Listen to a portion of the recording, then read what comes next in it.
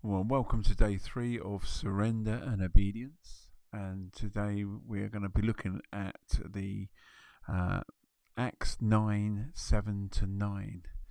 And in this portion of scripture, Paul experiences the physical manifestation of surrender. He is struck blind and completely dependent on those around him. And this physical blindness symbolizes a deeper spiritual surrender. Paul, who once led others in persecution, must now be led by the hand to Damascus.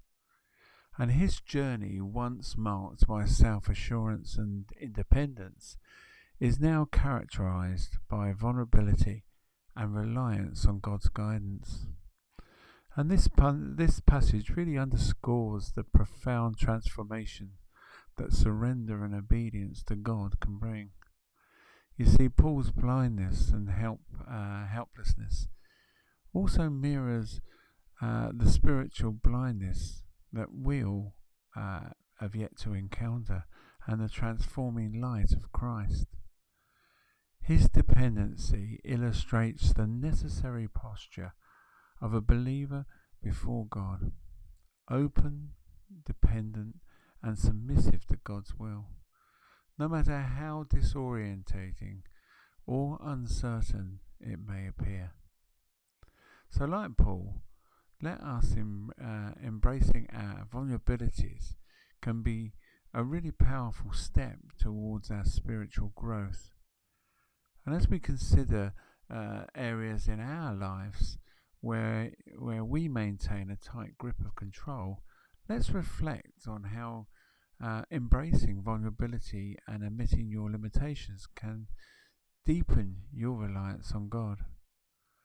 So Paul's physical blindness was leading him to walk in faith and not by sight, but through the guidance of other represents our spiritual walk. It's often unclear and fraught with unknowns, so commit to trusting God's guidance even when our path isn't visible, recognizing that faith means stepping forward even when details are unclear. You see, Paul had to learn to be led by others, which can be a humbling experience. And in our own lives, we need to identify situations where we find a need to allow others to lead or help us. And this could be in our spiritual community, workplace, or family. So let's reflect on how allowing others to lead can be an act of obedience and humility. See, surrender involves giving up control to God. Identify in one area of your life where you struggle to surrender control, be it your career, your personal decisions, or relationships, and commit it to God in prayer, asking for the grace to trust Him more fully. So as we consider how we might cultivate a greater dependency on God daily, and this could involve more frequent prayers, deeper study of the scriptures, or just engaging more robustly with the community of faith. You see, recognizing that dependence on God is not a weakness but a strength that positions us to receive His guidance and provisions. So by incorporating these applications, each of us can engage more deeply with the themes of surrender and obedience, and understanding that true spiritual progress often requires us to let go of our plans to embrace God's superior and perfect will.